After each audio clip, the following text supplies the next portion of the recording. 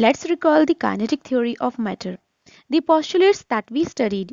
So we know that the particles of matter are very small. They have spaces between them, which we call interparticular or intermolecular spaces. The particles always attract each other by a force known as intermolecular force of attraction, and the particles are constantly moving.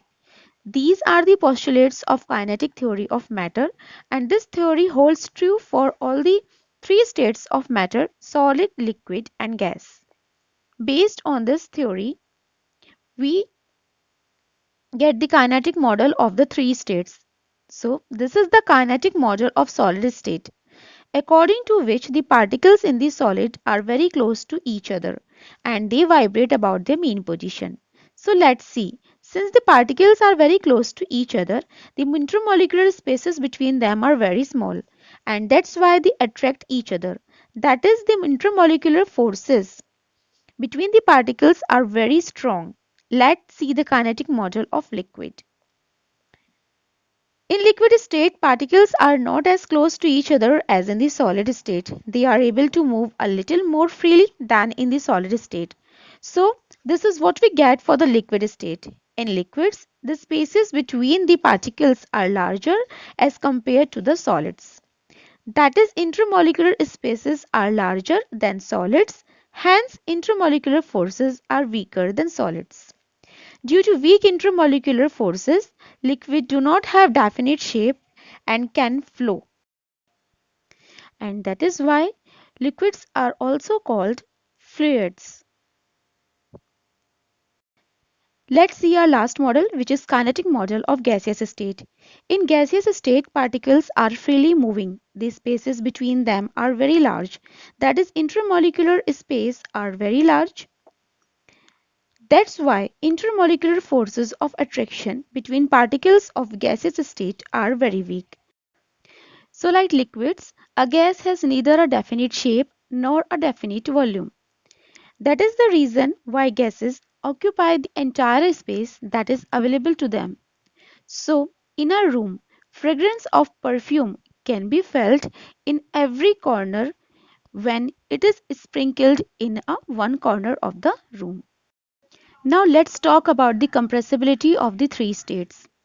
In the first test tube, we have solid, let's say piece of wood. In second test tube, we have water, which is liquid. And in the third test tube, it is gas. Now to compress, we are using a piston and we'll see how much are we able to compress them. So let's see. We first compress the gaseous state. You see that it's compressed to a greatest extent. And after that, liquid and then solid state. For solids, compressibility is negligible. The piston does not move at all. In case of liquids, compressibility is little more as compared to solids. And in case of gaseous state, you see the greatest compressibility. Why is it so? This happens because according to kinetic model theory of three states, in gases, particles are very far apart from each other. They have a lot of intermolecular spaces. So when we compress them, these particles come closer to each other, reducing the space between them, and that's the reason of high compressibility of gases. In case of solids, intermolecular spaces are negligible. That is why when we try to compress them, there is no space which can be reduced between the particles. So, solids have minimum compressibility. In this part of the video, we'll learn about the examples and characteristic properties of three states of matter. The three states of matter are solid, liquid, and gas. Let us look at solids. An example of a solid is your computer. The properties of solids depend on how the particles in solids are packed. In a solid, the particles are closely packed in fixed positions and cannot move anywhere. So, solids are rigid, cannot be squashed or compressed, have a fixed shape and a fixed volume. They cannot flow. Now, let us look at liquids. An example of a liquid is water.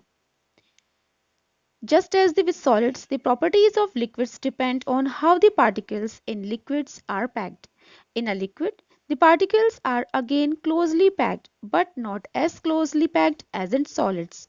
So this means the particles in liquids can move around each other. So liquids are not rigid, but because their particles are closely packed, as in solids, they cannot be squashed or compressed a great extent. They do not have a fixed shape, but they do have a fixed volume. Finally, let us look at gases. An example of a gas is helium. This is the gas in party balloons because it is less dense than air and unreactive. Again, as with solids and liquids, the properties of gases depend on how the particles in gases are packed. Unlike solids and liquids, the particles in gases are not closely packed. They are far apart. As a result, gases are not rigid and can be squashed or compressed. They do not have a fixed shape nor fixed volume. They fill the whole space they are in.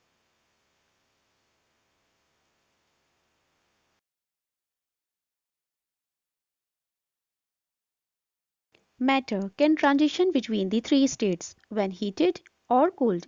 But why is the heat key in all of this? When a material is heated, it absorbs heat energy.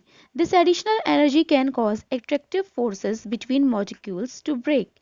This leads to rearrangements of the particles because the attractive forces no longer hold them together as tightly. The same happens when a liquid is heated. Attractive forces between the molecules break, leading them to become more widely dispersed and a gas to form. These four words describe changes in state. Do you know which word refers to which change?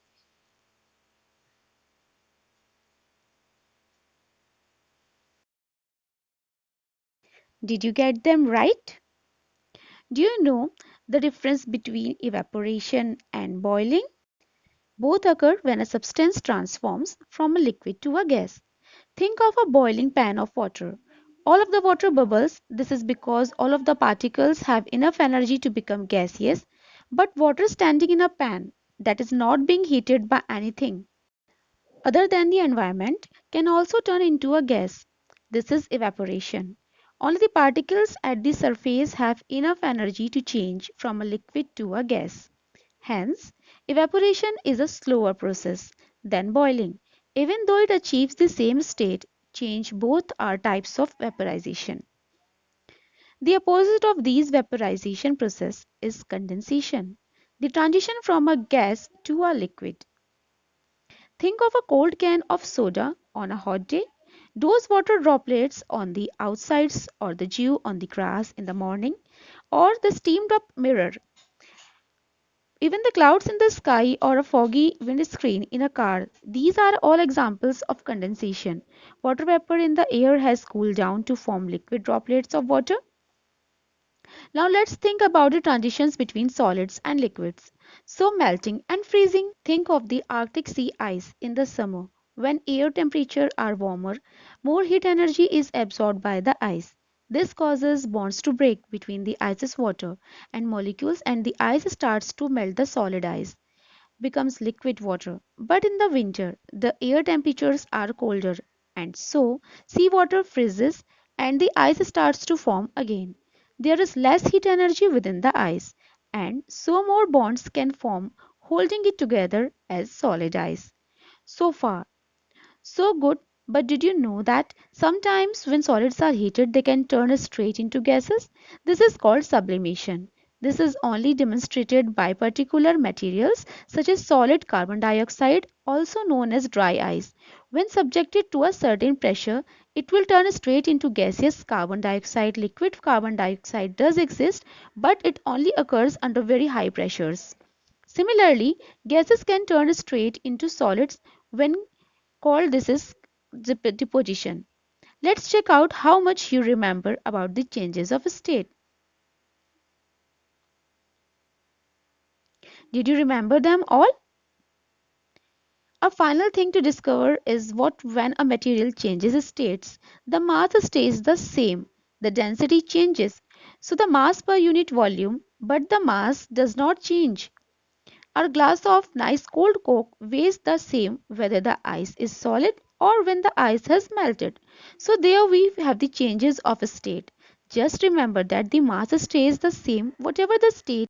In this part of the video, we see the change in the state of matter is caused by two factors: change in temperature and change in pressure.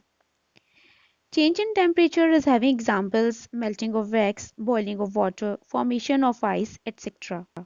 And for the second factor, change in pressure, examples are liquid oxygen, liquid hydrogen, LPG cylinders, etc. Law of conservation of mass. If we plan to make chocolate milk for a family, then we will add ingredients like milk, sugar, and chocolate in a proportionate amount. Right now, what if we have guests at home? We will simply have to double or triple the amount of individual ingredients. Simple, isn't it? It means that for a particular recipe, the proportion of inputs will almost always remains the same. Why are we discussing this along with the concept of atoms? That's because it will help us to understand a few important laws related to atoms. French chemist Antonio Lavoisier carried out several experiments to finalize some strong and valid concepts. After remarkable observations and ideologies, we could get the two major laws of chemical combinations. The two laws are law of conservation of mass and law of constant proportions. According to your syllabus, we'll study about law of conservation of mass. Let's take a simple example. Just imagine we carry out an experiment in which element A and element B react together to give us a compound C. If we keenly observe, we find that atoms of elements A and B do not exist individually in the reaction mixture. They come together to give us the new compound C. Although it seems that atoms of elements A and B are degenerating, it's not the case. In reality, they are combining to give us the compound C. Antonio Lavoisier put forth the law of conservation of mass. And do you know what it tells us? It states that mass can neither be created nor destroyed in a chemical reaction. He explains this law by saying that matter is formed from the pre-existing matter and the mass of the newly formed matter will be the same as that of the pre-existing.